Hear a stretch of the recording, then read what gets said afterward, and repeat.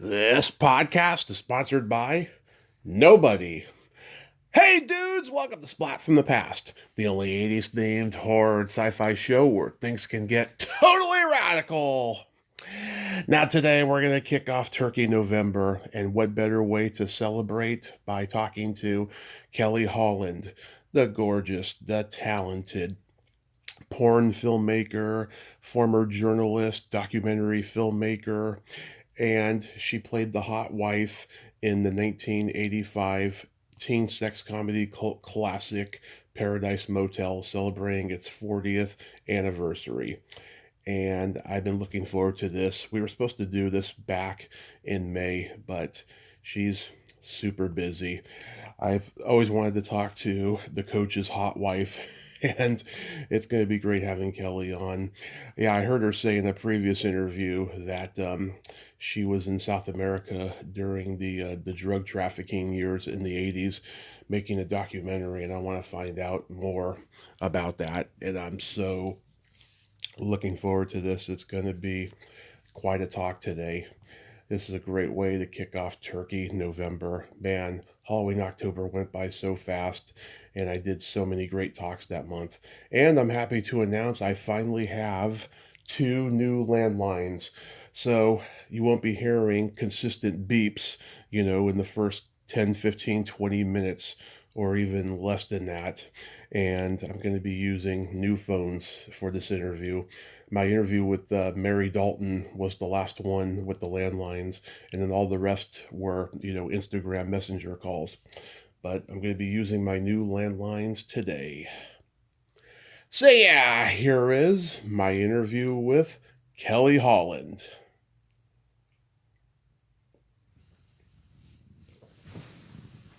Hey, Kelly, welcome to the show. How are you today? I'm good. Thanks for having me. Absolutely. This has been a long time coming, but I'm so glad we could finally make it work today. Well, that's what happens when you live three lives in parallel. I'm multitasking three things at once, like 18 hours a day. So, I totally get welcome it. to my world. Yeah. So what's up? So going back in time, did you gravitate toward acting early on in your childhood? Not my childhood. When I was in college, I got into theater, and liked it, liked being the center of attention. And I was in Dallas, Texas. And I was also, ironically, for some period during that whole stretch, was working for Pat Robertson and the guy that is the 700 Club channel. At that time in Dallas, was Channel 39, it's Christian Broadcasting, Mm-hmm. which was just ironic because I was, an infidel even at 19 and 20. But I was in college. I was majoring in broadcast communications. I mean, I had signed up for that. I was undergraduate. I was literally in college for 3 months, and I just saw this ad at a TV station, and it was for an audio engineer, and I had a little bit of a background in audio, and I just as a lark went to apply. And, I guess at that time I was like 20. The 20-year-old model walked in, and my chief engineer, what was his name? Doesn't matter. Robinson was his last name. Spent more time looking at my legs than looking at my resume. And he's like, okay, you're hired. I was like, what? So I quit. I thought in my naive head, I was like, well, what do I need to go to college for if I've already got the job that I'd be applying for when I get out of college? So I quit immediately. But I kept doing theater around that and through that. And so I worked for Pat Robertson and Christian Broadcasting Network for about 2 or 3 years, and it was everything you would believe it to be. It was just as hypocritical, and Yeah. it was televangelists begging for money, and that money was coming from probably very well-intentioned believers that were, senior citizens. I just always imagined the little lady in her 60s or 70s that had that little wallet kind of thing that you squeeze. You're probably too young to remember this. It's a coin little carrier, and you squeeze it and you pull like a few coins out, $1 out. Oh, yeah. I just always thought that was who was sending them money. And they were pretty shameless, Yeah. Not always, not all the time. Maybe some of them were true believers, but there were a couple that we had that we did shows for that they were begging for money to go to Africa and save souls, and I saw them. They were two brothers.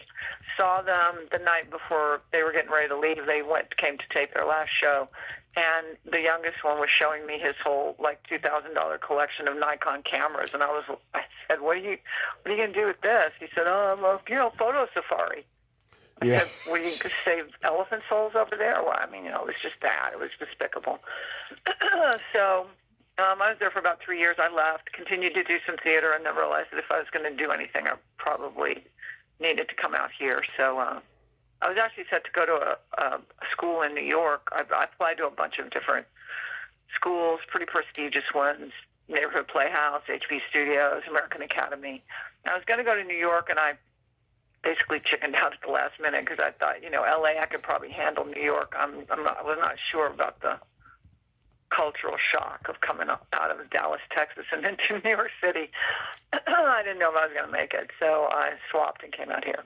Wow. And so did you do any theater in those years that you're proud of, that stands out? No, it stands out. I don't know, well, we were doing the normal range of stuff. A lot of contemporary stuff. I didn't do much classical. Mm-hmm. I would say that my theater in Dallas, though, I will say this, which I find somewhat interesting or ironic. If you're an actor, you would just go, "Yeah, I got it." The theater I did in Texas was actually much better. I was a naive kid from Dallas who was completely intimidated by the thought of LA, and I thought, "Oh wow, I'm going to go out there. I'm going to go to the academy. It's going to be." I'm just going to be this rube from Texas. Nothing could have been further from the truth. The theater I did in Dallas, I think, was actually better than what I did out here. Out here, I ran into a lot of actors who really didn't like to act. They did not like to be on stage. It was just a vehicle that they saw as a method to get to the cover of People magazine. And so they would suffer through it, and consequently, they weren't particularly wonderful at it because they didn't embrace it. One of the last plays I did out here was a Woody Allen play called Play It Again, Sam. Oh, yeah. And I remember that the director had walked off in the middle of rehearsals. One of the lead actors had bailed in the middle of rehearsal. Everybody hated everybody. And I just remember going out, doing my curtain call, turning around, as did every other actor, picking up my bag, which was already packed in the dressing room, and walking out the back door. That was it. That was not Texas. Texas, it was like a major breakup at the end of every play because you'd been through rehearsals with people for 6 weeks.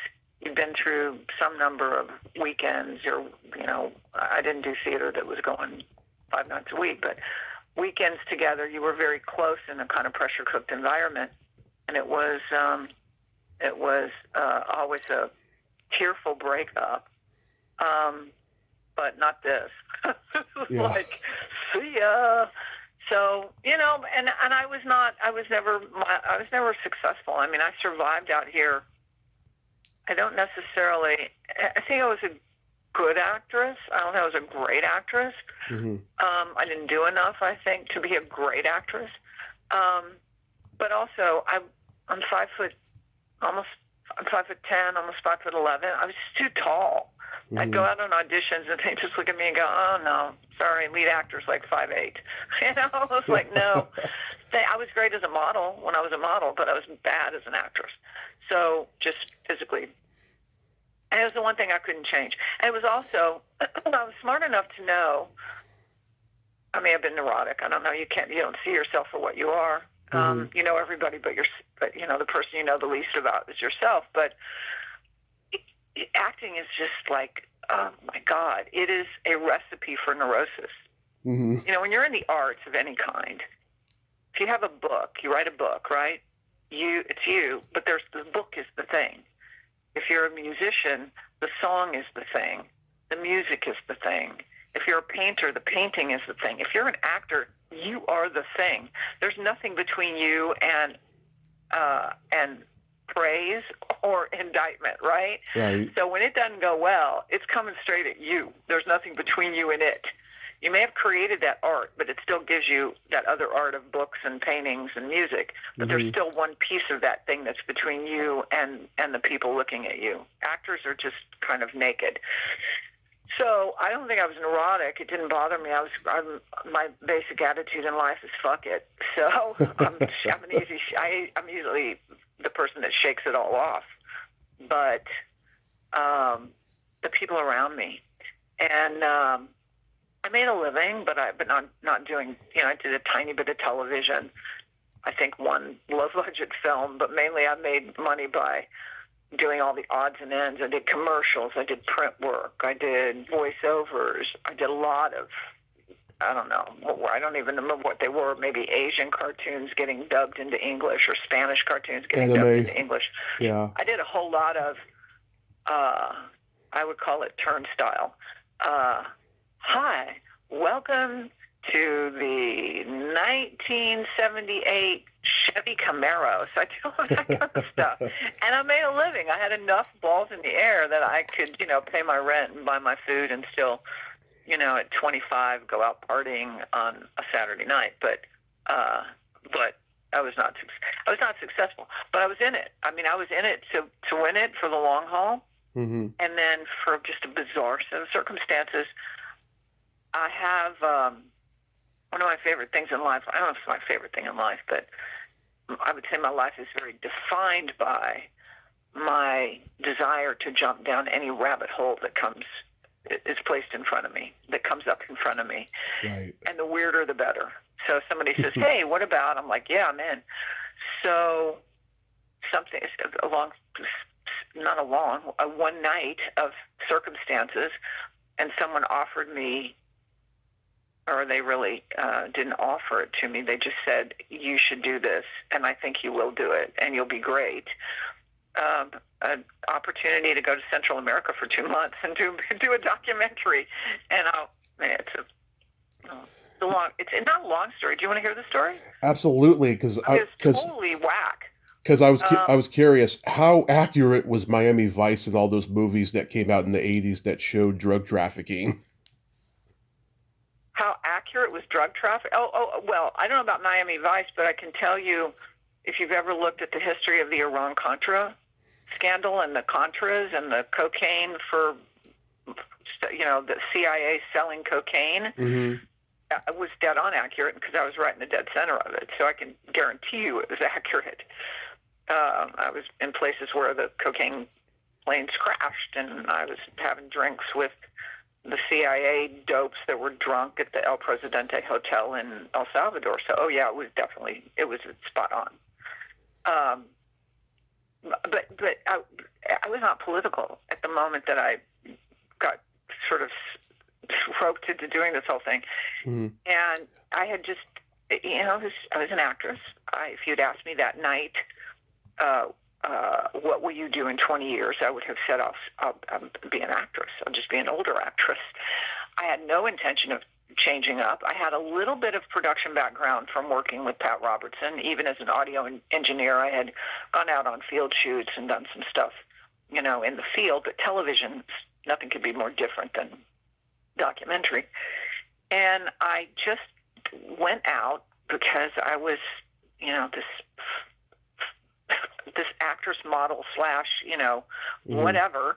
And I had a crush on this guy that was in a Chilean Andean band. I thought he was really cute, and I'd met him at this club. Mm-hmm. And he's playing at this fundraiser, this big leftist fundraiser in Santa Monica at a Unitarian church, right? All of that is just classic Unitarian church. And anyway, so I go tromping out there on a Saturday night in my Hollywood glam gear and walk into this church, and it was total Birkenstocks. And everybody just turned because I went clicking in these high heel boots, and everybody just turns and looks at me like, what the hell? And I sit down, my friend plays. It's all good. He's going to pack up later. We're going to go meet for drinks or whatever. And this priest, Blaise Bonpane, comes up to speak because it's Santa Monica and it's a Unitarian church. And Blaise talks about a wonderful priest who had been excommunicated, actually, because of his work in Latin America helping the poor. And at that time, the Vatican was conservative and didn't think that was a wise idea, so they had excommunicated him. But he was still a priest, and for all intents. And he was talking about this thing that was going to happen in Central America, and it was 400 people from 40 different countries, and they were going to be marching from Panama to Mexico in December and January, and they were going to go through at that time there were everything was a war zone. You had Noriega in Panama, you had the Sandinistas under the gun in Nicaragua from the U.S.-backed Contras.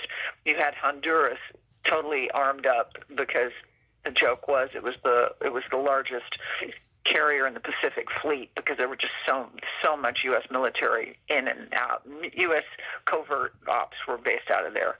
Then you had El Salvador, which had the death squads and horrendous torture and killing. You had Guatemala, where the indigenous population was being wiped out by an equally brutal dictatorship. So it was a mess, right? Everything was just wars from tip to stern in Central America. I didn't know it. It was the Reagan era. I think I even voted for Reagan. Why? Because he was an actor. That's how dope I was. Anyway, this priest is talking about all this, and I'm just listening as a dumb actress, and I'm like, wow, that's so dramatic. And I was thinking in actor terms. And I went up after he finished speaking, and he was standing there with his hands folded in front of him. And I don't know if I mentioned, but I was raised in Catholic school and convent school, so I had a huge dose of Catholicism running through my veins, even though I was not Catholic or was a lapsed Catholic. And I said, God, what you're doing is so tremendous. It's got such dramatic potential. I'm talking in Hollywood. It's got such dramatic potential. I really think, and I really hope that you have somebody going down to do a documentary. And he looked at me for a moment. He reached out. He took my hands, and he said, I think you're the person. And I went, huh? He goes, I think you're the person to do it. And I went, no, I'm an actress. I don't know anything about doing documentaries, much less I couldn't point out El Salvador on a map and blah, blah, blah, blah, blah. And he goes, no, I feel it. You're the person. I'm going to give you a phone number. It's the number for a woman. She went down. She had no experience, and she did an incredible documentary in El Salvador, and I think you're the person to come and do this. And boom, he scribbles something on a piece of paper, sticks it in my hand, and he turns and goes. I just had enough residual Catholicism in me that I went, oh my God. I mean, like this priest had, taken my hands and like laid hands on me, and, it was weird. I was like, okay, well, I'll go talk to the woman and that'll be it. It'll just be it's a rabbit hole. I went that Monday. She's in these offices in this, what was at that time really scuzzy part of L.A., and I talked to her, and what she saw in me was some connection to Hollywood, a.k.a. Hollywood money. I was just there because I found it all kind of curious. But she was like, all right, well, tentatively we could back you, but you've got to raise whatever it was, I don't know, $20,000, $30,000 at the time to get down there and take a crew. And I said, okay, well, I just kind of blew it off. Said, okay, I'll see what I can do. Walked outside and went to where my car was parked, and there was nothing but glass on the ground. My car had been stolen while I was in there. And in it were like 3 portfolios of all my work, all my tear sheets from my ads, all my pictures. I mean, that stuff some of it could be replaced, but not all of it. And I was like, what the fuck? I'm not spiritual, but I took it as a weird sign, and I don't know. I was just on the train. Then I had stepped on the train. The car was gone. My stuff was gone. Everything was gone except me. But I stepped on the train, and I didn't raise all the money, but I raised enough money for us to scrape by. And I was on a plane in 6 weeks to Panama. That was that. Wow. Did you feel like I never looked back? You felt like I fell in love with it. You felt like you were in danger and something awful bad was going to happen? I don't think when you're 24, 25, you think in those terms. You just don't. You're pretty invincible. No, I didn't because I was too stupid. I mean, I'm still too stupid. I chase ice around town. Yeah. And then when I run up on them and they're, grabbing some little tortilla selling lady and roughing her up, I'm yelling at them, basically, what the fuck? Your dick doesn't work. Obviously you've got a tiny dick. It's not working because that's the only people that would lay their fucking hands on a 5'2", 60-year-old tortilla vendor, you bitch. Anyway, I won't go into what I say, but no, I still don't. Somewhere when they were passing out jeans, they left my fear gene on the floor of the room. It's just not, I'm not stupid. I mean, I felt fear, but I'm not wisely cautious either. So and I realize that that's a weakness on my side. So you didn't get a weapon or anything to protect yourself? God, no. How could I have a weapon? I was with 400 peace marchers from around the world, speaking 40 languages. It was quite a thing, and I followed them. And we were press, and we were around them, and then that started my career. Kind of. No, you would never carry as a journalist. You never carry a weapon. You carry a weapon, you are definitely fair game. Right. Then you're not a journalist. Then you're who you are. And at that time, life was different. It was press. So you have to just think about it strategically. Mm-hmm. The U.S. was backing the bullshit in Central America, all of it. They were backing the dictator in Guatemala. They were backing the Duarte, the president, the murderous president in El Salvador. They were after the they were after the Sandinistas. So the last thing that anybody wanted was for a U.S. journalist to get killed. The optics on that was bad. That would be really bad. Now, I was a little documentary person. I wasn't a CBS journalist, but even that would be bad press, and they didn't want bad press. They had a ton of bad press anyway. Things were starting to turn. People were whispering about, the crack epidemic had been going now for about 3 years in South Central, and that crack epidemic is directly tied to the CIA smuggling, making a deal with the Colombians, smuggling cocaine through Panama and Noriega into the United States, and the first place they went was South Central. Why? Mm-hmm. Because it's a ghetto. Because it's a black ghetto. There's a long history of this if you actually look into it. The FBI did this in New York, in Harlem, with heroin back in the 1920s. What do they care? They let the mob sell into Harlem. They didn't care. Kind of solves problems for them in some twisted way. Well, they did the same thing. They were directly responsible for the crack epidemic in South Central. Mm-hmm. And the reason was there was so much cocaine in the world at that point. Colombia was exporting so much cocaine, the borders were, pretty open. Planes were flying in and landing in the California desert. Cartels were making a fortune. And now the CIA gets into the game, and they make this deal because they can't fund the Contras. They have to get a declaration of war from Congress, who they wouldn't get a majority vote on it. So they do a black op, covert operation. And it is to, black box it off the shelf. If you get caught, you are not with the CIA. Everybody knew their positions. Oliver North was the liaison. And there's now so much cocaine coming into South Central that the prices dropped. And so some bright kid in South Central figured out that if you boiled it down into rock, it was so much stronger and so much more addictive.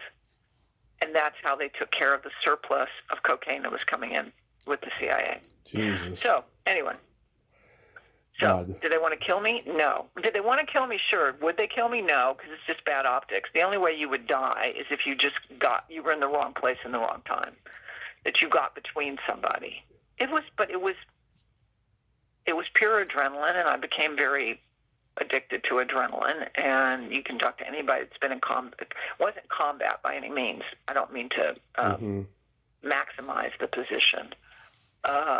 But if you do talk to people from the military who saw combat in places like Afghanistan, they're all adrenaline junkies. You can't get away from it. Even if you think about it, you kind of get a rush from the thought of it. It's still, the adrenaline is still pumping. So I just, I was there. I was down in and out for 5 years probably. I did cover that first march. Did I ever think we were going to get shot? I'll just tell you one funny story. So We're on the border of Nicaragua and Honduras, which is a 1-lane, 2-lane little not dirt road, but funky little, rural road, and a white line painted at the border that separates Honduras from Nicaragua.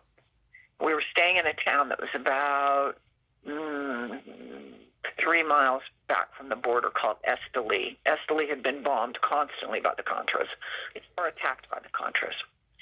And that's where we were staying. So the whole marches up to the border because they're asking to go into Honduras, and Honduras is saying, fuck you, you're not going to cross, because they've taken their orders from the U.S. liaisons. They're like, don't let those hippies in. So, and I'm there with a camera.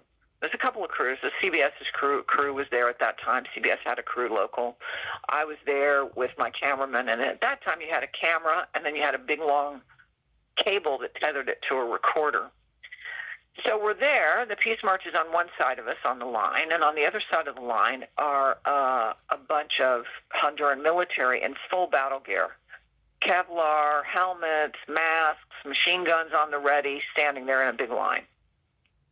And I say to my camera, we're between them, which is where you never want to get when the shit hits the fan. You want to pick your side and be behind them. Mm-hmm. But we're right in the middle. And so I said to my cameraman, look, we better make a decision that if something happens, we don't go in opposite directions, because this cable is going to snap us back. It's going to look like Laurel and Hardy.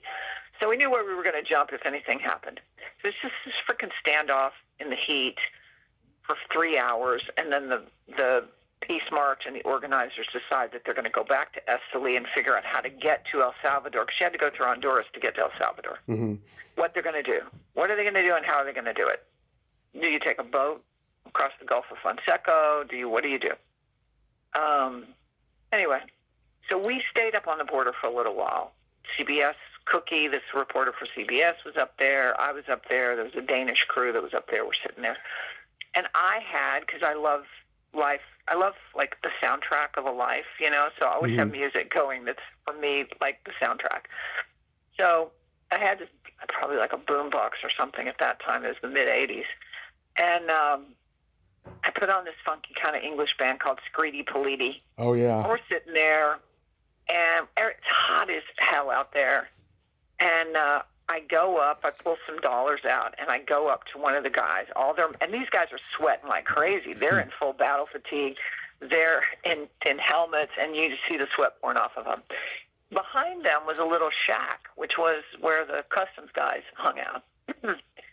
And there was a Coke machine in there. And I said, dude, I think I had $20. I said, I'll give you this $20. You go buy Cokes for everybody on the line and Cokes for us. And the guy just looked at me and just very imperceptibly shook his head no. I was like, okay. Went back, sat down, turned on Screedy Politi, just sitting there talking to the other crews and people that are up there. It's kind of funky. The song is a little funky. All of a sudden I look over, I just see this one soldier with his thumb on the stock of his machine gun. He's kind of tapping out the beat, right? Mm-hmm. Then I see another one whose foot's starting to tap. And then one by one, you just see him kind of like little slight movements. So I get up with a couple of people, and we weren't dancing, but we were just kind of grooving on it. Yeah. And then I go back and I go, you sure to the same guy, I go, you sure you don't want to get something to drink? He pulls his helmet off with a big smile. He goes, yeah, está bien. Takes the money, gets Cokes for everybody. They all start to relax because now it's just us and them. Mm-hmm. And, it's like a little block party up on the border. That was that. They all had Cokes and turned around and went back and started covering what the Peace March was going to do next. So nothing happened on that trip. I had things happen, but nothing happened on that particular trip. So. That's hilarious. Have you ever thought about writing a book about that experience? No, people, once I bought Penthouse, once I was the president of Penthouse, that became a more interesting process for people, and they were like, you should write a book. And I was like, how many people write books and how boring they are, and how many people don't read anymore? Under 20, I'm not sure they'd read at all, but nah. When you live the life, it's just kind of, to me, I just look at my life and just kind of, I think it's dull. So it's just like, whatever. I still get up in the morning, do what I got to do, and that's the name of that tune. So it was fun at the time, and I miss it. I miss that, Miss that being in the shit. My last opportunity was to actually cover the first Gulf War, which was the invasion of Kuwait. Right. It was all very covert. And people that knew me and knew who I was and knew I'd been working out of Central America for several years at that point, and that I was a lunatic and would do whatever. I got this call from this woman, and it was funny because I don't know that we needed to be this covert. Like, you know, it was a badge of honor if you could pretend to believe the CIA was actually watching you.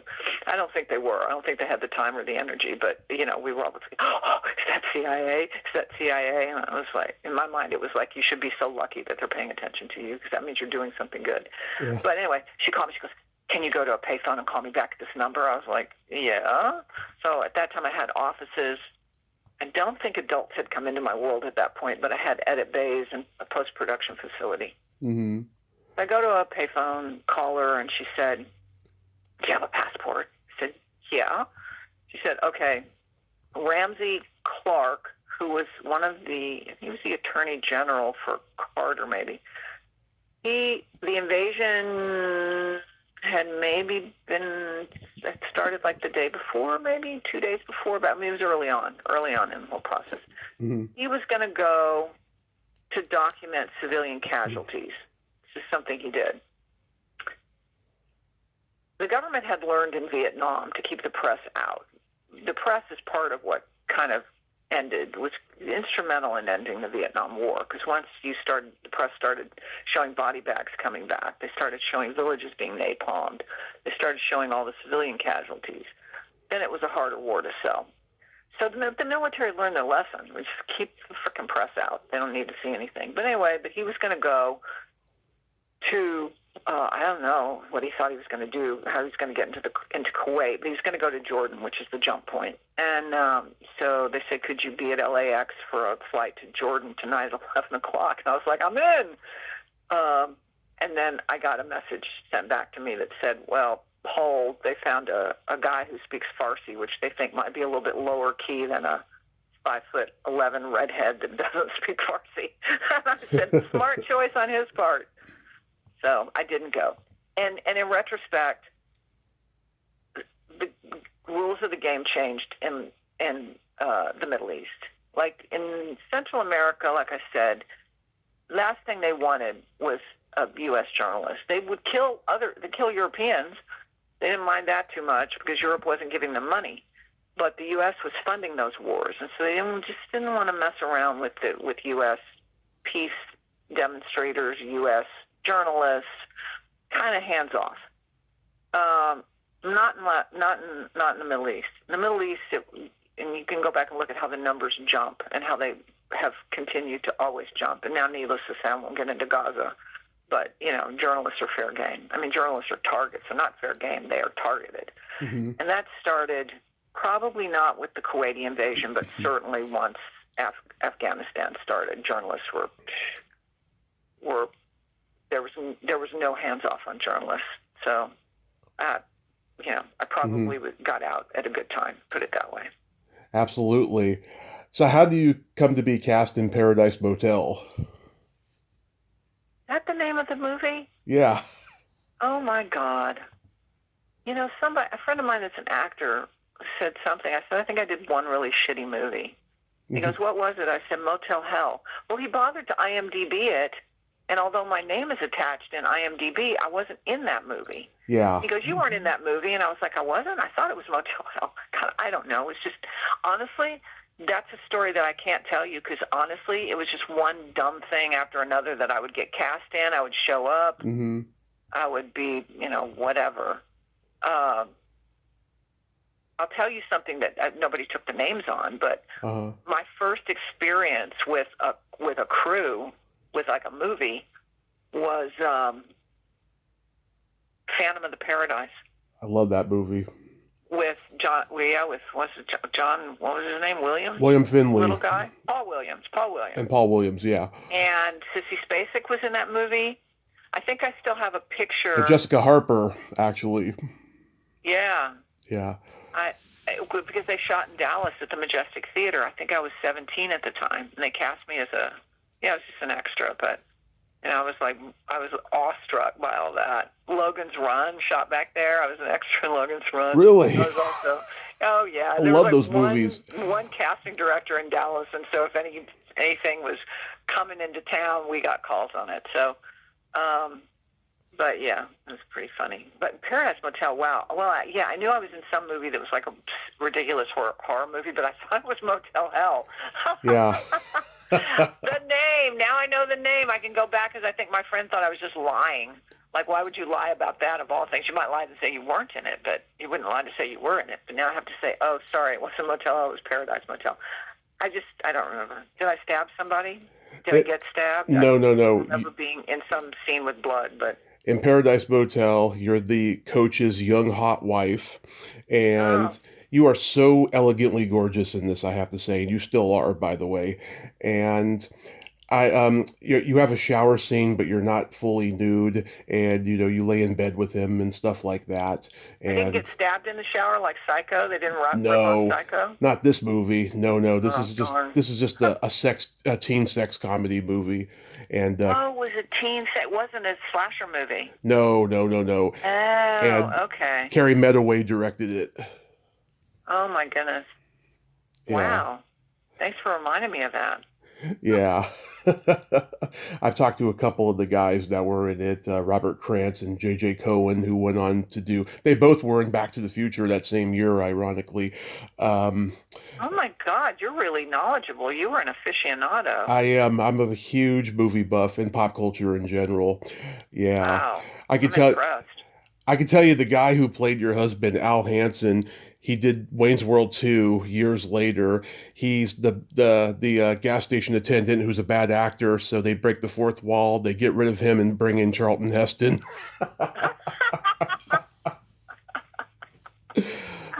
That's pretty funny. That is pretty funny. It's classic. Yeah.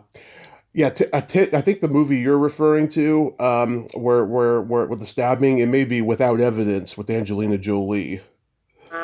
Maybe so. Maybe so. Did you know, since you're an aficionado, did you manage to dig up my divorce court scene? No. Oh my God, it was so funny. I only remembered it because I was going through some trunk that had a bunch of old pictures and stuff in it, and there was a tape. It's how I got my AFTRA card, I think. And because I'm guessing Paradise Motel was non-union, but anyway, I was SAG-AFTRA, and I think I got my AFTRA card from doing divorce court. It was hilariously ridiculous. I played this really wealthy woman who had gone to Brazil and hooked up with this shaman and brought him back. And he was living in the guest house of this mansion in Beverly Hills, and my husband had thrown the gauntlet and said, it's either me or the shaman, and I think I said, I'll take the shaman. But, yeah, it was pretty funny. That's hilarious. Oh, the stuff we do.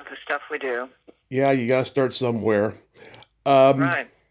So what got you into the porn world? Another rabbit hole. I was in and out with Central America. The war in El Salvador ended in 1989, 90. It was literally the peace accords were signed on New Year's Eve. And I was up in the mountains with the rebels when it was signed, and the signature was at the United Nations, came over the shortwave, and everybody started, firing in the air and across the valley, and on the next mountaintop, the military was stationed, and they started shooting up in the air and shooting off mortars to celebrate, and that was that. Stayed there for another couple of weeks covering the transition, and then I came home, and there wasn't any place I was going to go at that point, and I didn't have anything to go back for at that moment. But I was doing stuff in the United States too. It's kind of what supported my, I'm always doing one thing. I'm always doing one commercial thing to support my non-commercial thing. And so I had edit bays because that was the biggest expense in doing documentaries. So I had slowly built out this business, Art Attack Productions, and I had 3 or 4 edit bays and a graphics bay, and I had a few people working for me, and we would rent that out to commercial projects. Come in, somebody wants to edit a low-budget film, or somebody wants to edit a commercial, whatever, they come in and use the edit base. We also just coincidentally started that same company, same kind of business model in El Salvador. It was called Public Art. LA was Art Attack. That was Public Art. And we handed it over to some people, and they would do commercial work during the day for the oligarchs, for the banks and the wealthiest people in El Salvador. And then at night they'd be doing organizing videos for, union organizing and how to provide health care to rural villages and blah, blah, blah. Mm-hmm. Just side note, my higher education in the left was in that last week after the peace accords were signed. I was at Public Art, and the main commandante, who I had interviewed in the past, his name was Joaquin Villalobos. Villalobos came walking in and looked around and saw me, and I was introduced. There were some Germans that were working there that were living in El Salvador. We all said hello, and he said, "Great work, good work, compa." And I said, "Thank you." And he said, "So we will take this. It will be very nice for us. It will be our center of communications." And I went, "Huh?" And basically he was saying, "Welcome to socialism. I'm taking your company." I was like, but wait a minute. And that was that. Public Art was not mine anymore. It belonged to La Revolution. So I didn't even know if he kept the Germans working. But anyway, I was out of there, and that was that. So we're doing commercial work, and I was working about that time on a series of documentaries for Australia. One was on they were all on American culture, like things that Americans are known for. So what were they on? They were on guns and the gun culture of America. They were on, we did one that was called Critical Mass, basically based on a ballistics guy who had said, it is what it is because it hit critical mass, 20 years ago. There's too many guns in the culture. You can't control it anymore. We did one called Your Money or Your Life, which is on the healthcare crisis, which is not far from where we're still at. It's much better now, but still pretty bad. A lot of people without health care and no easy way to get good health care. Mm-hmm. And they were searching around for a third documentary. This all happening simultaneously. And same time, crew comes in to edit. I don't ask what they're doing. They're taking edit bay number 2. And they were there for a few days, and then somebody had a technical problem, and nobody was around but me, and I went in and was prepared to crawl around on my hands and knees tracing cables to figure out what was going on. I walked in, and it was Shishi LaRue, who was a huge gay director at the time, and he was doing a line for Vivid Video called Vivid Man, and they were editing a movie called Prince Charming. And I walk in, and I was just going to stop dead in my tracks. I'd never seen an adult movie in my life. And they all turned around and they said, "Oh, did you not know what we were doing?" And I said, "No, I didn't. Frankly, no." He said, "Well, are you okay?" And I was like, "Yeah, I don't care. You're right in the bay." Anyway, I got to know them through that, and I got to know Vivid because at some point the word went back to Vivid that I had walked in there and that I was now friendly with Shishi and company. So Vivid asked me if I would do compilations. Compilations are when you take a bunch of existing movies and you break the scenes apart and, you do a blonde compilation or a natural boobs compilation or whatever it is. And so Marcy Hirsch, who was Steve was the owner, and Marcy was kind of COO at the time. And she called me and she said, "Would you like to do compilations?" And, we always needed some additional work. So I said, "Sure." And put one of my editors to do it that was not flipped out by it. And we started that process, and then at some point, we had a movie of a very high, because at that time, Vivid shot a lot of stuff on 16 millimeter. They had a big director named Paul Thomas, PT. He was their big guy that won all the awards every year. And it was a big movie called The Masseuse, I think, or Masseuse. And the editor had left a shot of PT standing at the top of the stairs watching the scene, and I'm like, what a dope. So I called Marcy and I said, "Did you know, I'll put this scene in your compilation, but do you want me to cut this shot out where PT's standing quite prominently at the top of the stairs?" And she said, "Oh yeah, cut it out." And I just said, "Who's your editor, man? So tell him to, put the pipe down and pay attention. And she said, well, it's not easy, and blah, blah. And I said, your directors don't review this? No, not really. And I said, Jesus, I thought you guys were the big dogs on the block. And she said, well, we are. And she goes, why? Do you think you could do better? And I said, yes, actually I do. And she goes, fine, why don't you direct a movie? Well, rabbit hole opening up. And I said, well, other than your stuff, I've never really seen a movie, so let me go rent one. And I happened to rent a really good one called Sin City the Movie, which is really good. It was kind of like Rocky Horror Picture Show, but adult. Yeah. And I directed this movie. She gave me this movie with her two big stars, Julia Ann and Janine, called Blondage, and it was the biggest movie of the year. Now, had zero to do with me, zero. It was everything. It was about Janine and Julia Ann, who were huge at that time, but it was their biggest seller, and Steve thought I was some sort of auteur, and because PT had sold him on this joke of auteur. PT would always get one over on him by just pulling the art card. Oh, you don't understand, Yeah. And weirdly, Steve was not intimidated by anything, but he was a little, he would stand back on the art thing. So they put me under contract, and I started. And I had never worked in 16 millimeter, and I always wanted to work in 16 millimeter. And so for me, it was a chance to A, make a ton of money that I was not used to, keep my edit base running full time, and B, work in 16 millimeter, which I found to just be an interesting format that was a total mystery to me. So that's how I started. And doing 5 movies a month, if you can imagine it. Yeah. 2 films and 3 videos, 3 on video. And I did do, at that time, I was right before, a lot of things happening at the same time. I did one feature film for another producer named Gabor.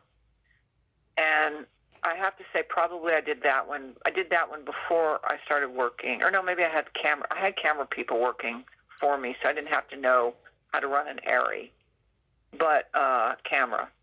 But on Gabor's movie, I had an ARRI, and it was a Scheherazade thing, Arabian Nights thing, and I had rent. This is a great thing about adult. At that time, not the case anymore. At that time, the budgets were somewhere between $25,000 and $50,000 per movie, and PTs were even higher, maybe $70,000. And there was life was not predicated on data analysis, right? Mm-hmm. Now it's just numbers. It's just numbers. They're just constantly crunching the data to tell you that this girl in this scenario wearing pink, not blue, at a pool, not a pool table, is what will sell, and this format will sell, and everything is. A lot of it's AI written now. A lot of stuff's written by AI now, and it's all metrics. Period. Case closed. Mm-hmm. So the creativity is, it may exist in some corner somewhere, but there's not much of it left. But at that time, it was, what do you want to do? What do you want to do? Yeah. And so it was like film school. You could do anything. I could do pyrotechnics. I could do squibs and guns. I could do rain scenes. I could, I just played. It was so much fun.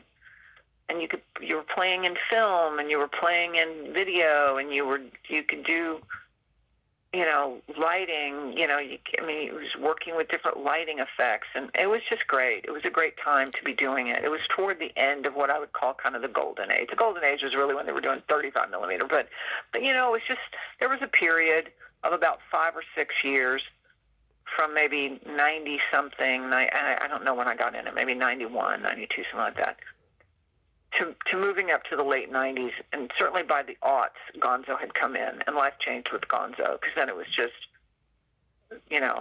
yeah, Target lighting, Target Walmart lighting, so everything's lit, camera moving, no cuts, reality, blah, blah.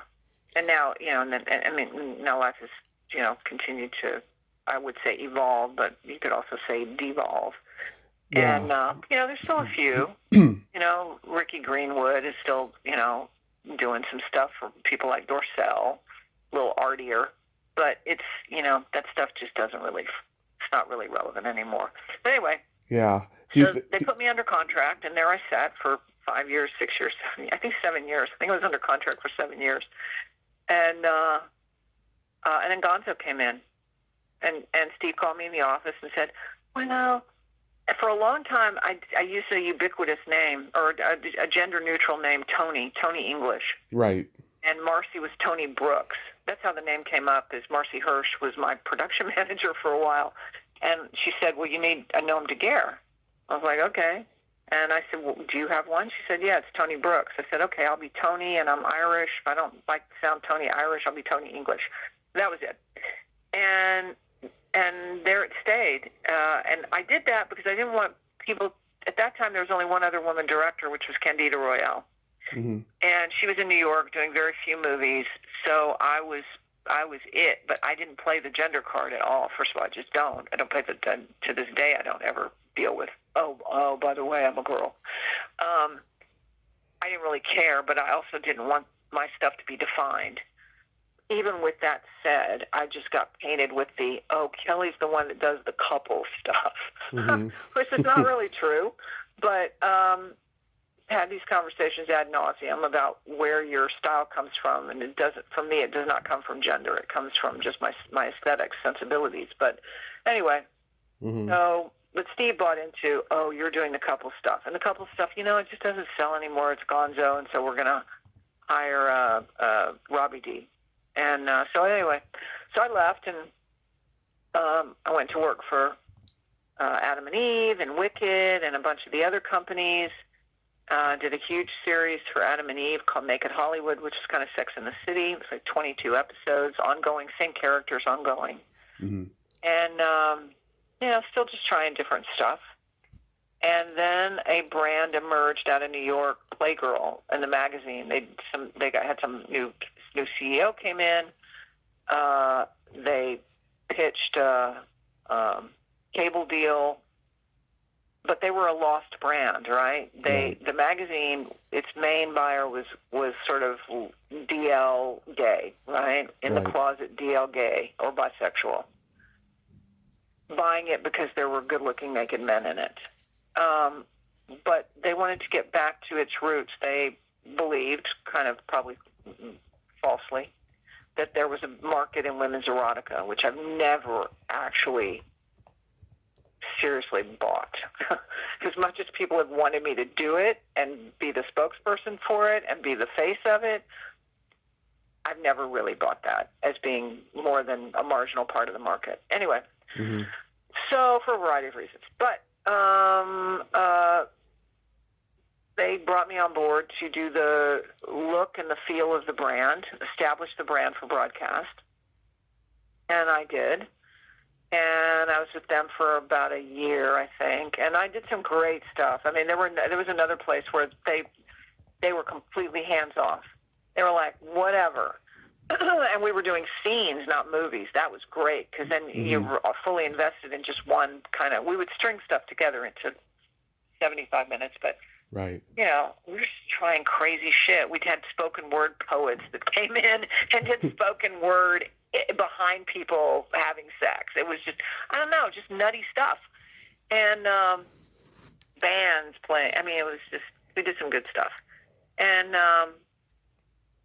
then they didn't stay in, they didn't commit enough to it. They changed the magazine to try to take it back to more of appealing to women.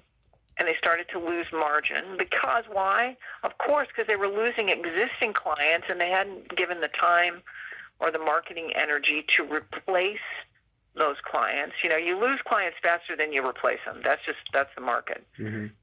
You're building a new market now. But they got, first 2 or 3 months, they saw their numbers slip. They freaked out. And they decided they were going to go back to what they were doing. They were going to downsize or whatever the video initiative, the television initiative. And I had always said that I had pitched them on doing something else called Chick TV. And I said, Playgirl, God love it, but it's a brand from the 60s.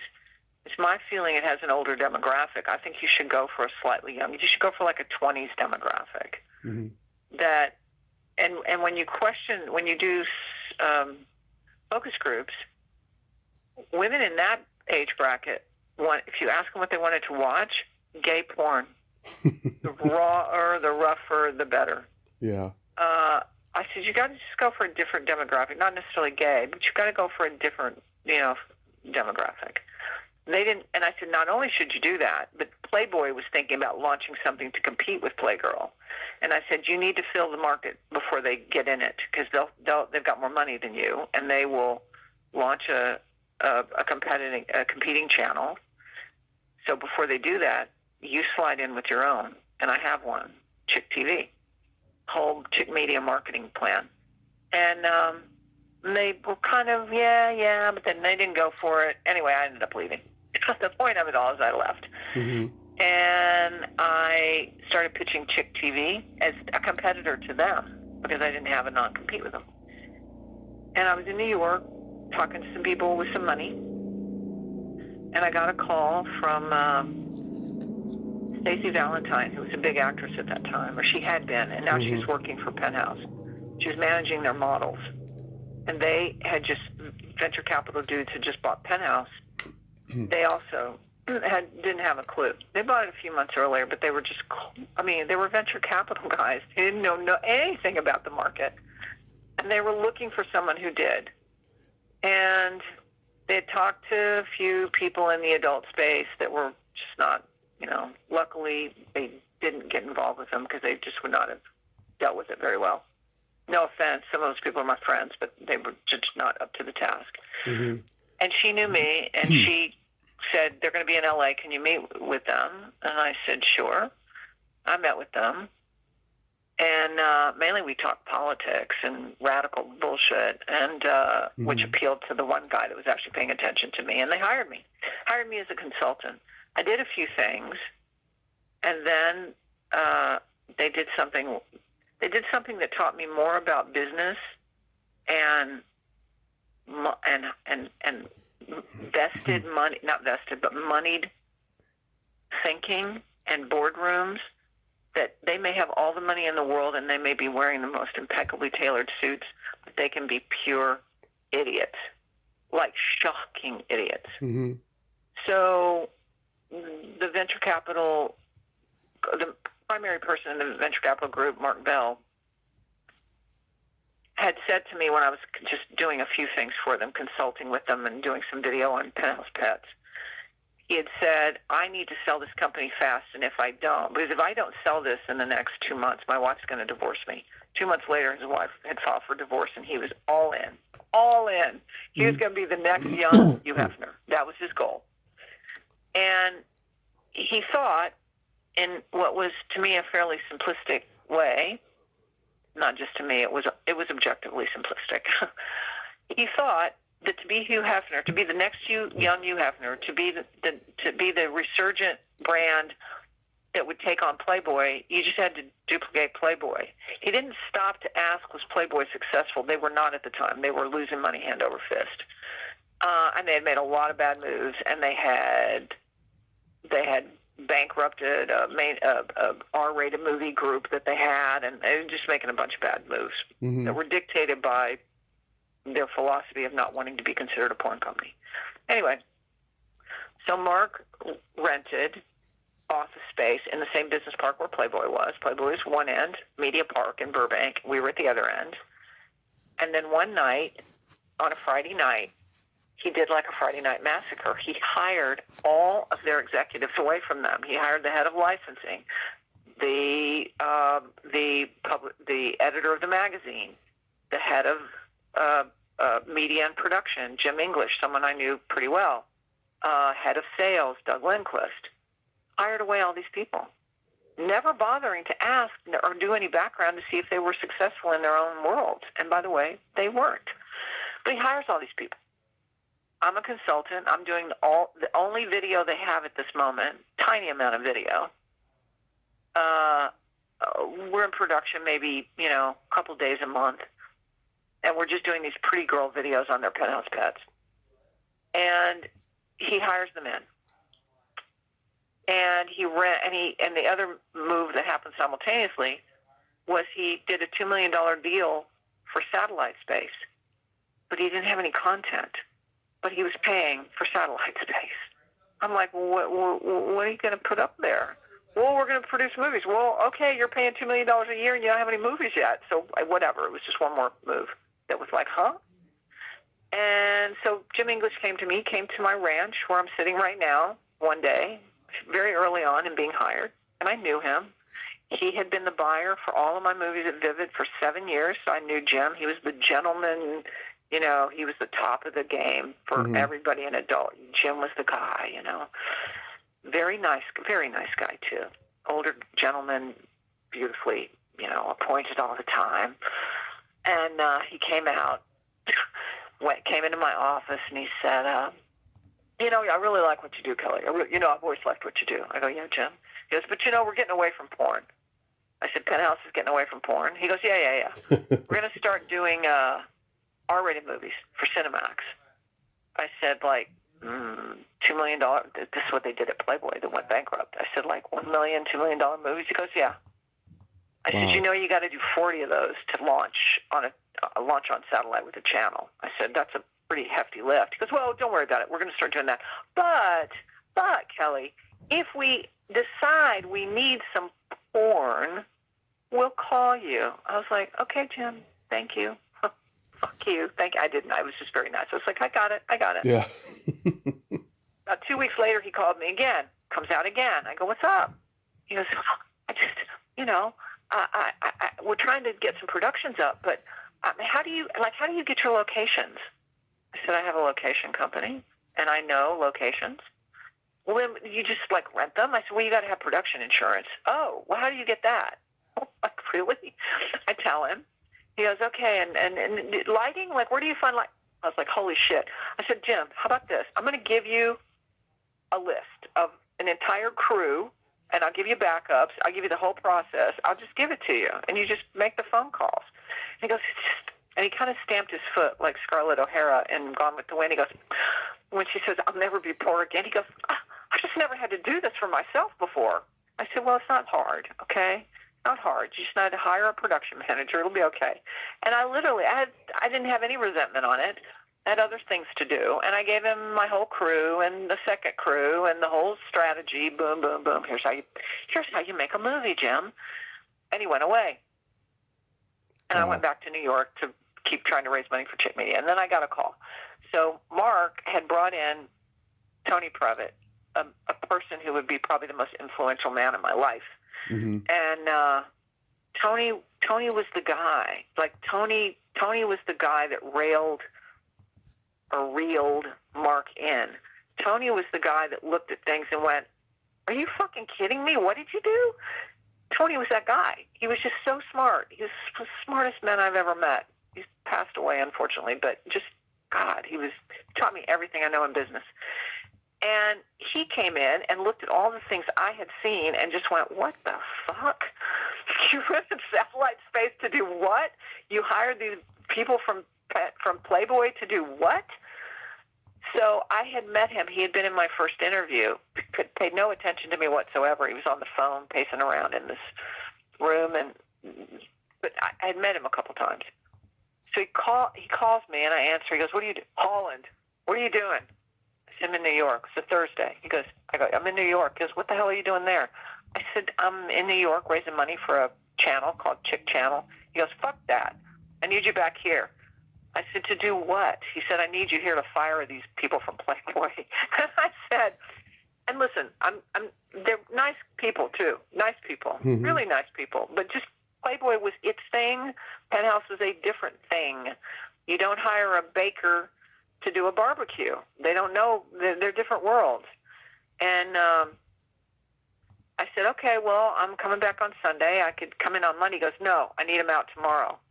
He goes, I need you on a plane. I need you here at 9 a.m. I said, I can't. It's 4 o'clock in the afternoon. I can't get back there. He goes, this is what I'm willing to pay you. And I went, no problem. I'll see you at 9 a.m. I literally left my stuff at the hotel. I called him and said, pack it up. I'll figure out how to ship it. I went to JFK and I got on a plane. And the next morning I walked in a suit, which I rarely wore. with a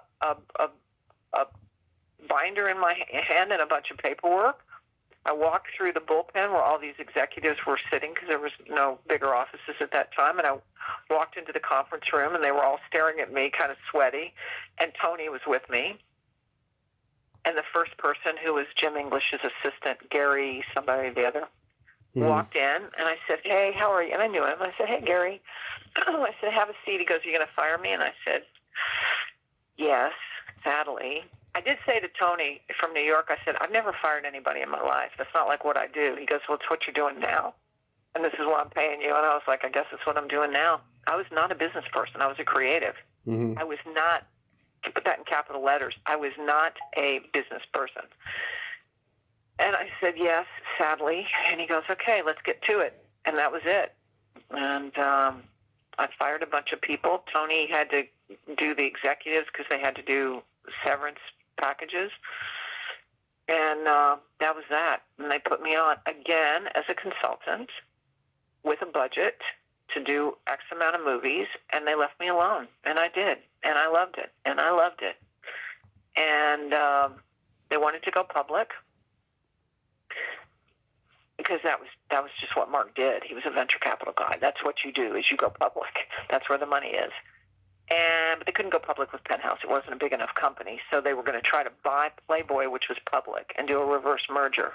And Hefner said, over my dead body. There was a long-standing, at that point, Penthouse launched in 1965. So at that point, you're talking about 41 years of history between Playboy and Penthouse. Guccione was still alive, but had lost the company to Mark. But Hefner still hated Penthouse, hated it. And he said, over my dead body, will Penthouse ever buy Playboy? And he took on a ton of debt to take it private, to keep it out of our hands. And that changed Playboy forever.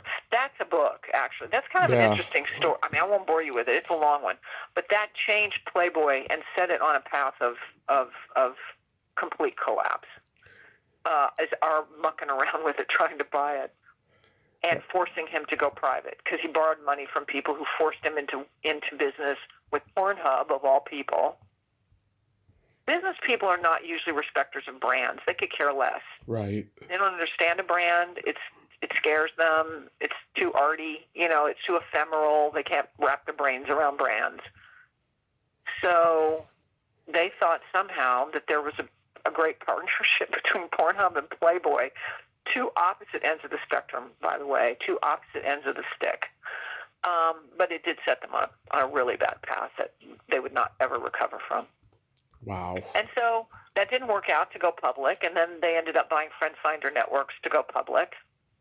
And, that made a little bit more sense. And Tony came to set one day, which he never came to set. He came to set, and one of my PAs came and got me and said, Tony's here. And I went, what? And I walked out. He always called me Holland. He never called me by my first name. Holland. I go, what are you doing here? He said, I'm moving to Sunnyvale, to Northern California tomorrow morning. I said, what? He goes, yeah, we just closed on Friend Finder. I'm moving there. I'm going to be the CEO of the entire operation. I said, well, congratulations. He goes, and you're going to be president of Penthouse. I said, but I don't know. I don't know how to be a president. And he goes, it's not hard. I said, it is hard. Wouldn't even know the first thing about it. I said, I'm a producer and a director. I'm a creative. He goes, I know, and that's all bullshit. You got to take my spot at Penthouse. And I said, but, and he handed me a flash drive, and he said, here's the budget for this year. Copy it. Put 2000, whatever it was. I think it was 2010. Goes, copy it, put 2010 on it, and increase the revenues by 16%. That's all you have to do. I said, it's not that simple. He goes, here's a little secret. I spent like 5 hours a week on this shit. I mean, he was so wonderfully disrespectful. And I said, I don't know. I don't want to do it. I just don't like the idea. I don't want to be a business person. I want to be a creative. That's where my heart's at. And he said, let me be very honest with you. He said, you're a bitch. And he said, if you don't take this job, I'm going to have to hire somebody. And I can guarantee you they're not going to like you because you're opinionated. You think you know everything. And I'm not going to get in the way when they want to fire you because I'm a respecter of, the vertical. And he goes, so, just tell you, if you don't take the job, you'll probably be out of here in 3 months. And I paused and I went, It was kind of that, how much money are you willing, get on a plane in 2 hours and this is what we're going to pay you? I was like, okay. That was it. I fell up. I really was not that person. But I became that person. And I became a really good that person. But not because I was so brilliant. It was really because Tony just was an amazing mentor. He mentored me by hitting me over the head with a 2x4. He would never have survived the Me Too movement, ever. Mm-hmm. All those billboards, I don't know if you have them, but we have them all over L.A. Are you being bullied at work? Call 1-800, no bully, kind of lawyer stuff. Mm-hmm. Tony would never have survived that. I mean, he would scream at me and, what the fuck are you thinking? What are you, an idiot? Constantly. But I was tough, and I just learned from that. And I also learned his game. When I first started working at that level with him, I've never had a panic attack, but I can begin to understand what they feel like because he would yell at me, and I was just like, my palms would start sweating. Pretty sure my eyes would dilate. I couldn't think. If you asked me what 2 + 2 was, I'd blank. I was just like, I would freeze. Wow. But then I got good. And then I realized, then something else happened also. I realized that everybody suffers from imposter syndrome when they move up in something. Everybody acts like people don't like to ask questions in a boardroom or in a meeting because they don't want to look like they don't know. Everybody plays the game. Everybody puts on a suit, but behind it all, they're just little boys and little girls dressed up in suits. Yep. And I guess when I realized that, I just at that point stopped having any fear of asking a question. Well, hold on. What are you talking about when you say that? Can you explain that to me? And he taught me everything, and I became a really good business person, but not so good that I didn't lose my company. So there it is. I wasn't that good. I did get played. Wow. But yeah. You're a survivor. He was good. I was the president until 2016. I guess it was from 2006 to 2016. I launched their broadcast divisions. We were the biggest broadcasters in the world. Every year we launched some new product because that was the oxygen that kept the shark moving forward. I was a great salesperson. Oh my God. Because I always tried to do win-wins, Mm-hmm. What is it you need? I can do that. So we were everywhere. We were in Africa. We were in Turkey. We were in Israel. We were all over the world. We were in all the European countries, Latin America, everywhere. And the broadcast operations were the big winner. I did not oversee publishing at that time. Licensing would ultimately come to me when I was there because licensing was nothing. Mm-hmm. That was how Playboy made all their money, was in licensing. They lost money everywhere else. They made money in licensing. We made money everywhere else, but lost money. And we had no licensing division to speak of. And it was the great untapped possibility. Wow. And I knew that. And I also knew that publishing, we were still acting like publishing, like it was 1986. I mean, we had this massive staff of 26 people. They were at 20 Broad Street in New York, which is the stock exchange building. It was just unbelievable. And the first thing that happened, so anyway, the company was losing money. Friend Finder was constantly bitching. I would get calls all the time. The funniest call I got was Tony yelling at me, why are you calling people up here in Silicon Valley asking for resources? What the fuck? And then he put out an email company-wide, and he said, if Kelly Holland calls you and asks you for anything. I said, well, because you starve us down here. And he goes, you're only 7% of the company. And I said, yeah, but we're the most important 7% of the company because we're the brand everybody knows. Mm-hmm.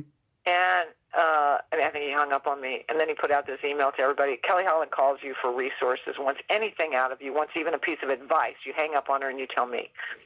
So, which didn't stop me from calling everybody and asking for resources, because we would all just kind of laugh about it. But I realized at some point that Friend Finder was on a bad trajectory, and that was okay. They didn't care because they had gone public, and everybody's going to bail out with a ton of money. Friend Finder was highly leveraged, and by extension, that leverage would come down to Penthouse. There was no money. There was just no money to launch a big marketing initiative. We couldn't do what we needed to do to get that off the ground. And publishing was running in a hole, $2 million in the hole. The whole thing was just being weighted down, and everything was being carried by broadcast. But I could even see at that point that broadcast had, there's a timestamp on broadcast at that time. Even then, I could anticipate where it was going. Mm-hmm. So, I don't know. I think I called Tony. I had one big play that I wanted to do. Oh, my God, if I could have done it. I was close to it, too. The story of Penthouse and Playboy is fast. Forget Playboy. The story of Penthouse and Bob Guccione is the great untold story. It's one of the most fascinating stories ever. Mm-hmm. He was much more interesting than Hefner. He was much more interesting than Larry.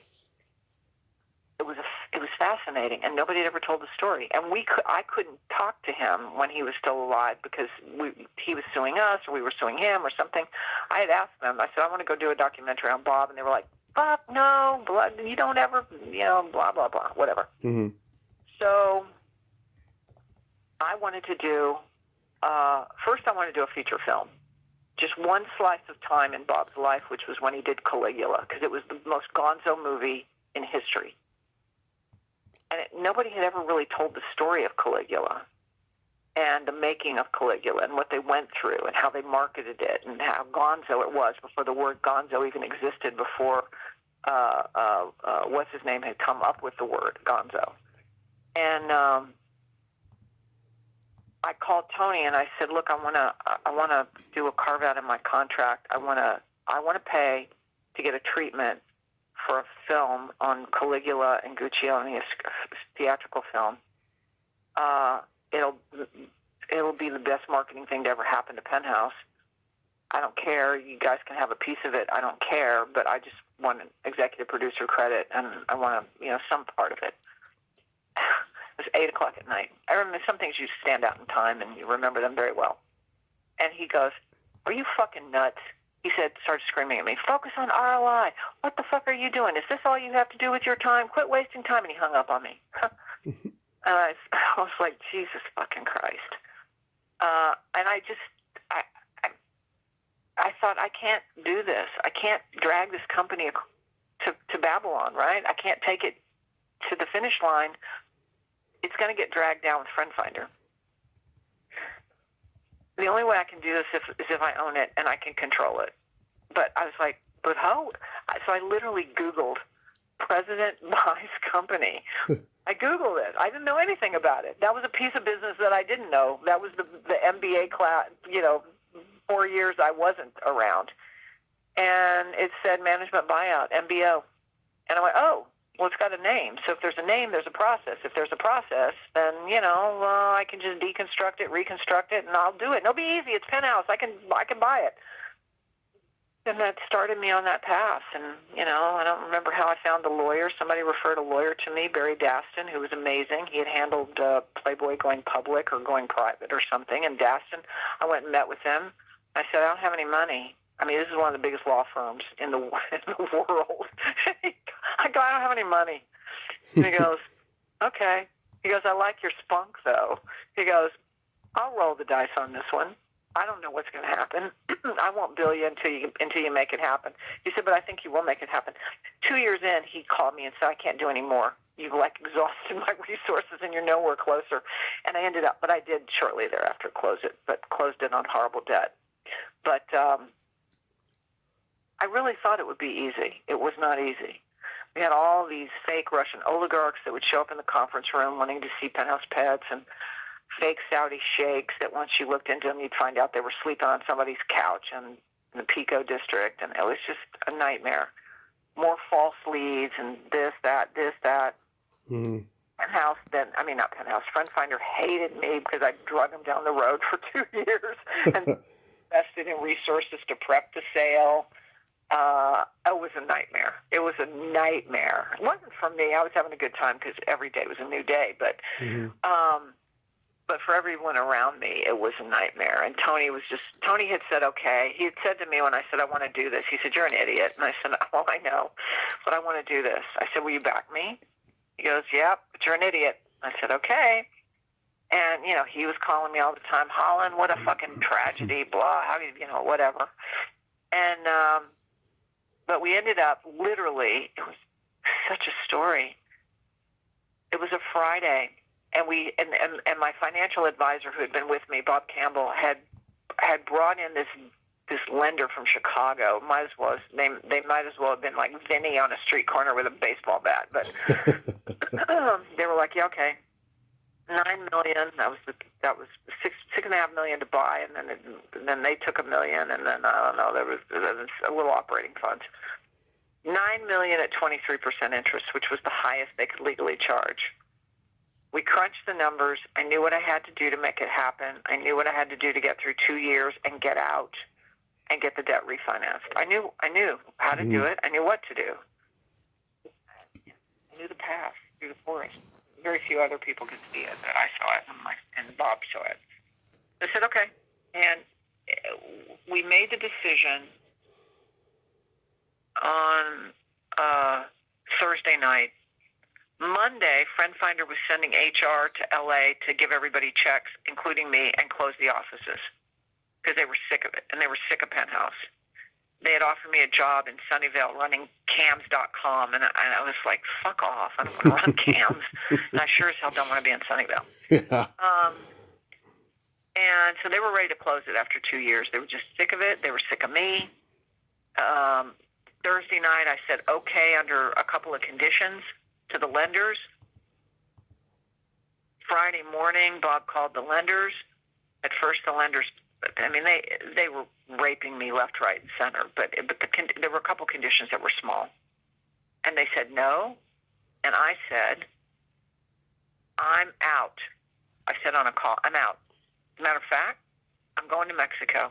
I'm going to get in my car, and I'm going to drive to Rosarita Beach, and I'm not coming home for a week, and everybody can do whatever the fuck they want because I'm exhausted. And I walked out of the building. I got in my car. I didn't really drive to Mexico. It was a bluff. I drove to Del Taco and got a burrito. And I hung out for a little while just eating my burrito, contemplating my world. And then I got a call from Bob, and he said, where are you? And I said, I'm on the 405. I'm close to Orange County. I was 2 blocks away, really. And he goes, well, they said okay. The lender said okay to your deal. I said, send the paperwork through. They did, and we closed on Friday. Everybody came together that afternoon around tables across the state and in Chicago. They were at their conference table. I was at my lawyer's office by 3 in the afternoon. Friend Finder was around their tables, probably 27 people between all the lawyers and the bullshit and the bullshit and the bullshit. Everybody signed on the bottom line. It was done. Monday morning, this is one of the sadnesses, but it was just the reality. It was the only way. It was the Sophie's choice. Mm-hmm. You had to pick one to survive. Monday morning, New York got 26 people, got 26 notices. We paid out the lease, got out of New York, brought it to L.A., and what was 26 people and a whole floor at the stock exchange became 2 offices and 4 people and some contributors. And the magazine, I would argue, was better for it. And immediately we put $2 million back to the bottom line, and the company was off and running. Amazing. And that was it. And we started doing some great deals. We did one thing that was the most inspired thing, and not that I'm inspired, but it's just one thing that I thought about. I'd seen something. I'd seen a book that Leonard Nimoy had done, and it was nudes of very heavy women, big women. And it was all about the beauty of the curve of Rubenesque women. And I thought, So I called Leonard, and I somehow got his number. I got an agent who knew somebody, and I got Nimoy's number, and I floated a message to him that I would like him to shoot a centerfold for Penthouse, no condition. He could shoot anything he wanted. Put him in burqas. I don't care. As long as it's legal, as long as it's legal and it's not demeaning to the woman, I don't care what you shoot. And then I want you to write an essay about why you shot what you shot, that you thought that epitomized the eroticism or the beauty of a woman. And he called me back. He called me back in my office at like 8 o'clock one night. Can I speak to Kelly Holland? It's like, this is she. Of course, you know his voice right away. I was like, oh, my God, it's Spock. Yeah. And he said, we talked for a little while. I told him how much I admired his book, that I thought it was a bold move, that it was a step out, that I got it, appreciated his vision, wanted that same vision applied. It could be a centerfold or it could be a feature. I didn't care. We would do whatever he wanted to do. He controlled it. He said, well, my wife was the art director on that. I said, that's fine. Bring in your people. If you need support, we got our people. And he said, well, let me talk to my people. And then he called back the next day. And he said, I talked to my people. And I could tell by his voice where it was going. I go, and? He said, well, my people just don't think, actually, my family doesn't think it's a good, actually, my wife doesn't think it's a good idea. It came down to that. So he didn't do it. But that did not change the concept. So we would ultimately launch this thing, which was really an initiative. I mean, it was for the magazine because it was interesting to have interesting people shooting in the magazine, but it was really an initiative for marketing and licensing. And it was getting pop culture folk to come in and shoot centerfolds. So I got Dave Navarro, who was Ink Masters was huge at the time. Mm-hmm. And we asked Navarro if he wanted to shoot, and we gave him the same parameters, and he said yes. And he shot something that was beautiful, that was almost Victorian in its look. It wasn't Ink Masters at all. Then we reached out to Stevie J, who was on Love and Hip Hop Atlanta. Mm-hmm. And Stevie J came in, and he did, to me, also one that was just amazing. It was, he said, I love two things in the world, women and music. So we got the best body painter on the West Coast, and we painted women as musical instruments and shot them in settings.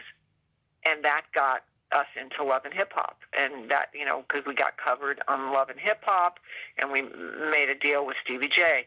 We got Dennis Huffman, to do one, and Huff ended up doing a collab with us for skateboards and sneakers and hoodies. We did Neek from Antisocial Social Club. So we were just looking at all, the demographic for Penthouse was dying. They were your dad.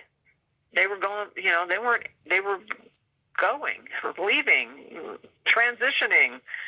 We needed to message to skateboard kids. We needed to message to hip-hop guys. And so, but we just would find people that we felt were, had a voice in that space, call them, make an offer. And here's what I found out. Mm-hmm. In a world of digital where everything is ephemeral and transitory, yeah, it became a major deal for each one of these people. I think Navarro bought 100 copies. I think Dennis couldn't. I mean, he was like, "Oh my God, it's a magazine. I saw it in the airport. I'm in a magazine in the airport." I mean, all of a sudden, it was like it had substance to it. You could hold it. At the same time, something else was happening culturally. Just a small thing, but something that tells you something. I went into a store and they were selling Polaroid cameras, little purple, pink, orange, green Polaroid cameras, and they were selling out of them. You could take a picture on your phone all day long, but people wanted to take these little miniature Polaroids because it was something they could hold. Mm-hmm. Yeah. There's something about that.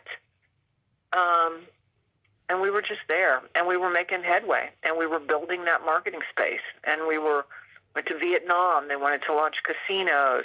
China was coming on board.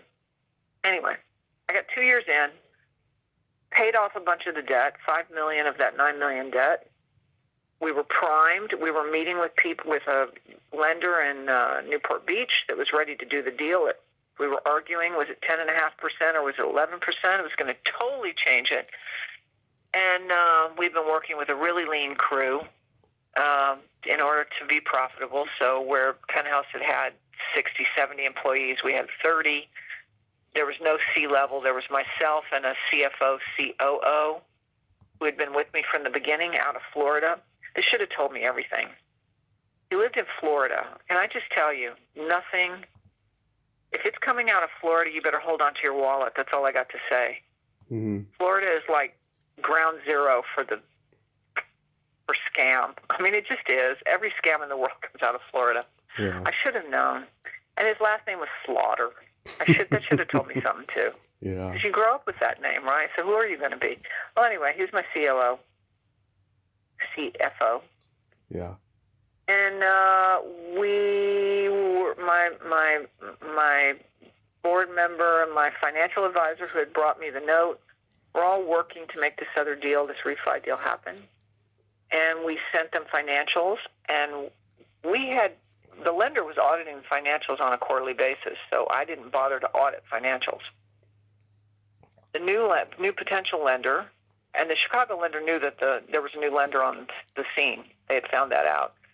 The new lenders came back and said, there's some discrepancies in what we're looking at. And I said, what? And the financial advisor, Bob, said, what? We went back and got into our books and realized there was a bunch of kind of hinky-jink stuff that would be hard to catch, but catchable. And it all came back to my CFO. And a lot of stuff. Yeah. And I fired him a couple of days later. And I called the lenders and said, this is what's happening. And I said, you're going to have to give us a couple months because we're going to have forensic accountants come in and find out what the fuck's happened. And so I need you to just stand by. We'll get you caught. We're going to do a refi, we're going to get you caught up on payments, but I want to see what's happening because we're not sure about the validity of our numbers right now. And in that whole moment, there was a guy, Adam Levin, skeeviest little guy, super skeevy guy. He bought up companies and then would put them in bankruptcy, bleed them out, move on. He was not a venture capital. He was vulture capital. And he had wanted to buy Penthouse. He had begged me to work with him, and I had backgrounded him. I guess said Mark Bell never backgrounded the guys at Penthouse. At Playboy, because he would have figured out that they were not very successful. Because Playboy was a public company, you could look and see, but he didn't. I backgrounded Levin when he first approached, and I just went, oh, my God, this guy is, another guy, you better watch your pockets and hide your wallet, Mm-hmm. And I said no, and he kept coming, and I was like, no, kept coming. And finally he goes, why? And I said, because you're a skeevy little toad, that's why. So he didn't like me, let's just say. He didn't like me. Mm-hmm. So he, my CFO, and the lenders called the note, or actually they gave the note to him. He called the note. He called me on my birthday, December 9th, and I wouldn't take the call. I didn't know any of this was going on. I wouldn't take the call. I never took his call. And my receptionist came back and said, he's insistent. And I said, tell him to fuck off. And she came back. She said, he said you really better answer the phone because your company's on the line here. And I was like, what the fuck? I said, what? And he said, I own your company. And I said, what are you, high? And he goes, check your emails. About that time I heard, and it was my lenders saying that they had called, that he had bought the note. He didn't really buy the note. There was a bunch of hinky-jink transferring of other interests with them that they were interested in, mainly High Times. If you go look this guy up, you will see who he is. He bought High Times, leveraged it, 70 million debt, ran the debt up to 120, bankrupted it, and it crashed. I don't even know if it still exists. Anyway, that's what Adam does. He does it very well. And the SEC sued him they fined him $600,000 for his shenanigans on something. I don't know what, but anyway, that's who that guy is. But anyway, he had the note, and he said, I own your company. And I said, interesting. He said, so what do you say to that? And I went, let me think. Hold on. I'm thinking, oh, I know. Fuck off. And I hung up and called people and put the company in bankruptcy and tried to fight it out and got so outplayed. So as much as I say I learned so much about business, I didn't learn that part of it. I didn't learn how to move in that world. And I got absolutely outplayed. I wasn't even playing. I wasn't even on the board playing. I was a crumb of a cookie sitting next to the chessboard. And you lived to tell the tale, though. I mean, you've survived. I lived to tell the tale. And now, if you ever have to put something in bankruptcy, please call me, because I can tell you exactly. I can tell you exactly every player on the board and what their agenda is and how they're going to try to fuck you. It was a crazy. I just sat back in awe of it, really. I even told him the last day in court when the gavel came down, because I had restructuring people standing by at every turn, and at every turn they would block them, scare them, intimidate them, threaten them. It was crazy. I had billionaire Bitcoin boys out of Australia and China try to explain in 2018 to a judge what an NFT is. Mm-hmm. It doesn't work. They were ready. They were putting the money up. They kept saying, but you got to put the money in the bank. And the Bitcoin guys would be like, well, we're not going to do that till you tell us you're going to accept, because we could lose, $200 million on a transaction if we cash in our Bitcoin today versus cashing it in tomorrow. An NFT, what's an NFT? Why would people pay for a digital image of a cat? It was just crazy. It was surreal. It was so surreal. It was 3 months, and I was in court on every hearing, and I would sit there almost laughing because it was like a sitcom. Mm-hmm. Anyway, wow. The company was bought by Xvideos, which is the European version of Pornhub. Bunch of super dodgy, not a bunch, two super dodgy people that are twins of all things. Twins. Stephanie and Mallory Picard, twins. I said very secretive. I said the only thing missing here is the fact they're not albino. Otherwise, it could be a Dan Brown novel. But they bought it. They have it. It's lost money from day one. They have never had an understanding of what to do with it or how to deal with it. They bought up a ton of companies that they don't monetize. They're in the Czech Republic in Prague, banking tens of millions every day. Prague is one of the capitals for oligarchs to launder money, so I'll just leave it at that. Okay. And there they sit, and their penthouse sits. And you know what? The sadness is not the sadness that I lost it. I mean, yeah, I lost making a ton of money every month. I lost that. I had to reframe my world. But the sadness was not a sadness for Kelly Holland. Right. The sadness was the sadness of the promise of what it could have been. Yeah. It's the sadness of a lost resurrection of an amazing brand that could have been amazing, and the sadness of a lost opportunity. But I'll tell you, I almost feel the same sadness for things like Toys R Us. I just look at this huge company that goes bankrupt, and I'm like, but you never had play dates. Why didn't you have Saturdays where you taught kids how to do cool things with Play-Doh? You didn't have any of that.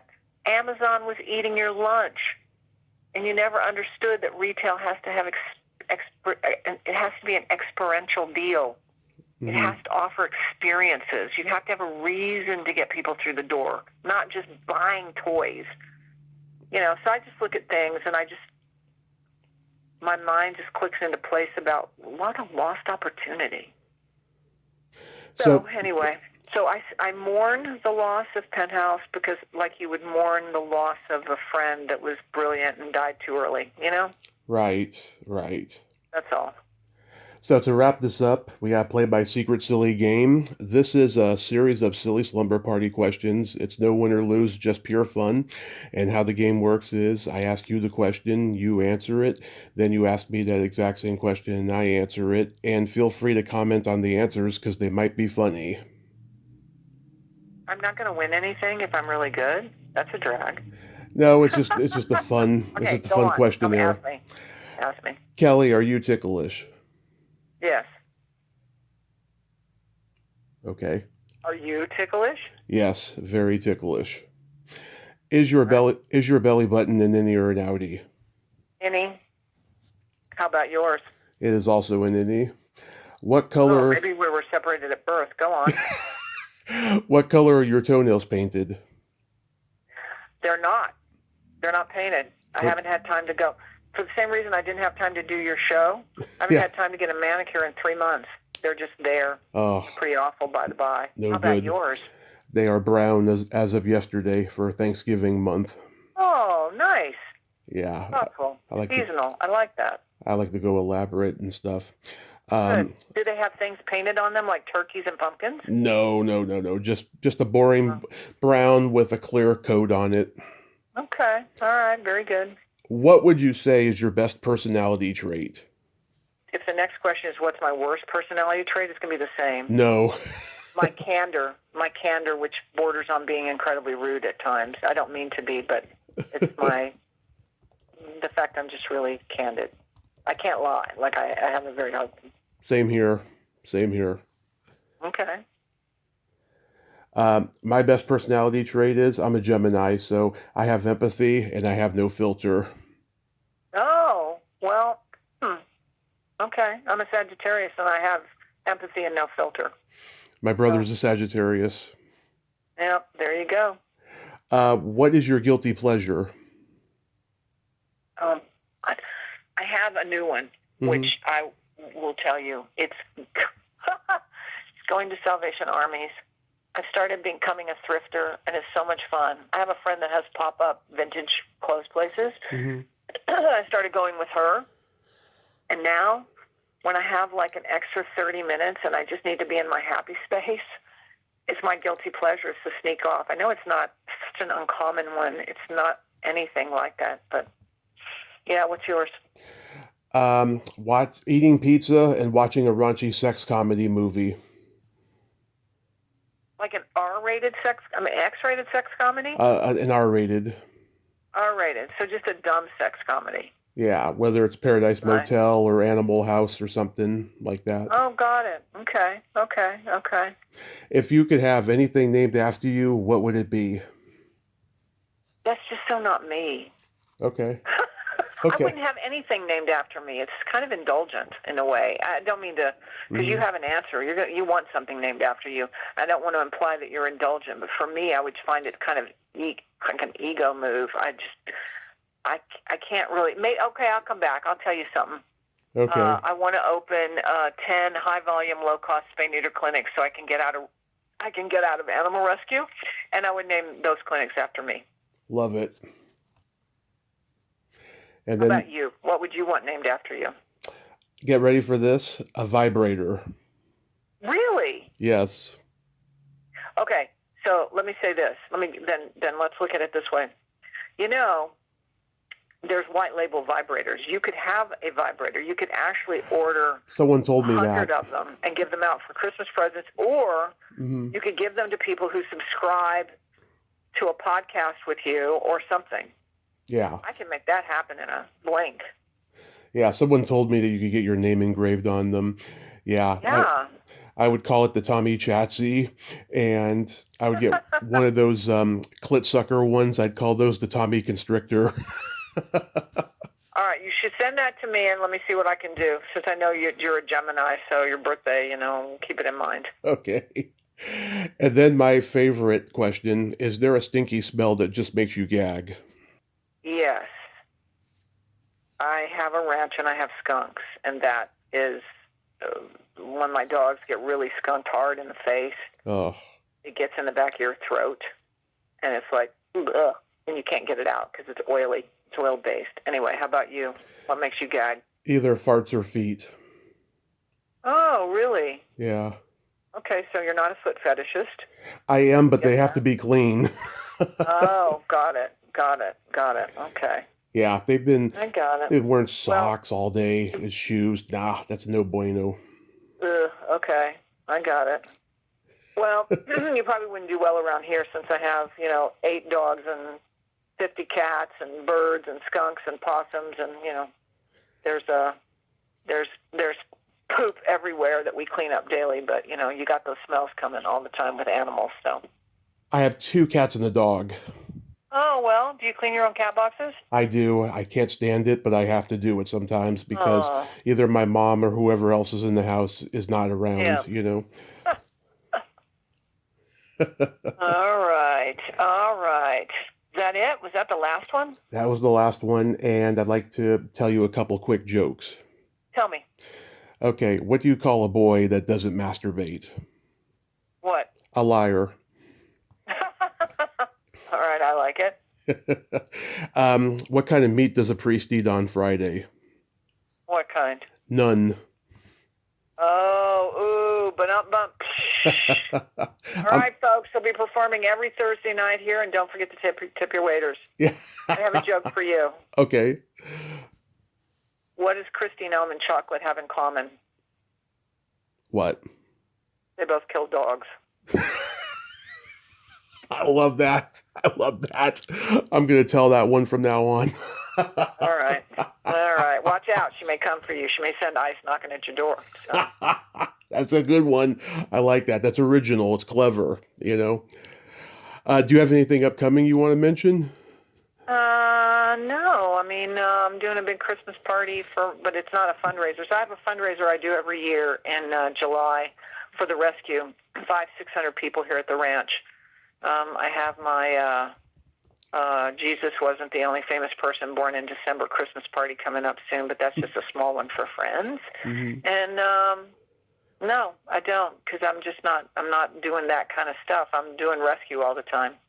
So That's awesome. I'm all animal rescue now. So that is so a awesome. few things. I mean, I got channel that's alive in a couple of niche places in Europe, but nothing big, and nothing in the movie or adult world. So okay.